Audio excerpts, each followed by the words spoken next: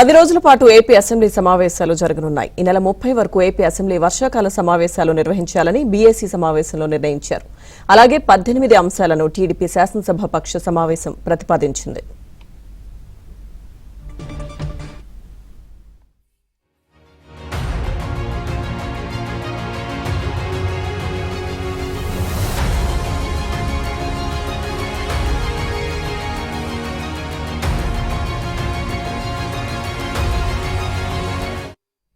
పది రోజుల పాటు ఏపీ అసెంబ్లీ సమావేశాలు జరగనున్నాయి. ఈ నెల 30 వరకు ఏపీ అసెంబ్లీ వర్షాకాల సమావేశాలు నిర్వహించాలని బీఏసీ సమావేశంలో నిర్ణయించారు. అలాగే 18 అంశాలను టీడీపీ శాసనసభ పక్ష సమావేశం ప్రతిపాదించింది.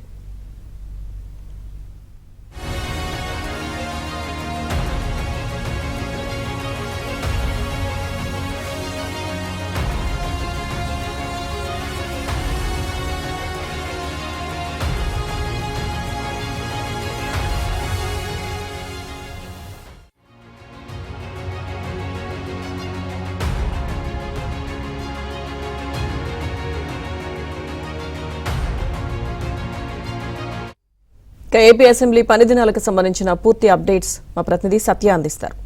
సత్య, ఏపీ అసెంబ్లీ పని దినాలకు సంబంధించి కొద్దిసేపటి క్రితం బిజినెస్ అడ్వైజరీ కమిటీ సమావేశమైంది. ముఖ్యమంత్రి చంద్రబాబు నేతృత్వంలో ఈ సమావేశం నిర్వహించారు. ఈ సమావేశంలో పలు కీలక నిర్ణయాలు తీసుకున్నారు. ఏ సబ్జెక్టులు చర్చించాలి అనే అంశాల మీద కూడా సుదీర్ఘంగా చర్చించి నిర్ణయం తీసుకున్నారు. వివిధ పార్టీలు కూడా తమ తమ వివిధ అంశాలను చెప్పడం జరిగింది. ముఖ్యంగా తీసుకుంటే కనుక ఈ నెల 30వ తారీఖు వరకు అసెంబ్లీ సమావేశాలు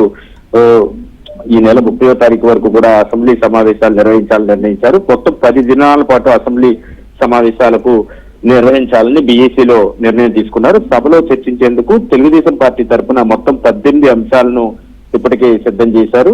అదేవిధంగా నేడు జీఎస్టీపై చర్చకు సంబంధించి ఈ రోజు చర్చ చేపట్టబోతున్నారు. కేంద్ర ప్రభుత్వం జీఎస్టీ స్లాబ్లు తగ్గించడం వల్ల ధరలు తగ్గడం, ప్రజలకు కలిగిన లాభం పైన ఇవాళ సభలో ఆర్థిక మంత్రి పయ్యావుల కేశవ్ ముందుగా మాట్లాడతారు. ఈ ప్రకటనపై పలువురు ఎమ్మెల్యేలు కూడా తమ స్పందనను ఈ రోజు సభలో తెలియజేస్తారు. తర్వాత కేంద్ర ప్రభుత్వాన్ని అభినందిస్తూ ముఖ్యమంత్రి చంద్రబాబు సమాధానం కూడా ఈ రోజే ఇవ్వబోతున్నారు. ఇక రేపు జలవనరుల శాఖకు సంబంధించి ఈ చర్చ ఉంటుంది సభలో. 22న శాంతి భద్రతలు, 23న వైద్యారోగ్యం, 24న పరిశ్రమలు, 25న సూపర్ 6, 26న క్వాంటమ్ కంప్యూటర్స్, 27న లాజిస్టిక్స్, 29న స్వర్ణాంధ్ర దిశగా ఏపీ, 30న రాయలసీమ, కోస్తా, ఉత్తరాంధ్ర అభివృద్ధిపై ప్రత్యేక చర్చలుంటాయి. 20, 21, 28 తేదీల్లో అసెంబ్లీకి సెలవు దినాలుగా బిజినెస్ అడ్వైజరీ కమిటీలో నిర్ణయం తీసుకున్నారు. ప్రతిరోజు ఉదయం 10 గంటల నుంచి, అంటే గతంలో అసెంబ్లీ 9 గంటలకు ప్రారంభమయ్యేది, ఈ రోజు కూడా 9 గంటలకే ప్రారంభమైంది.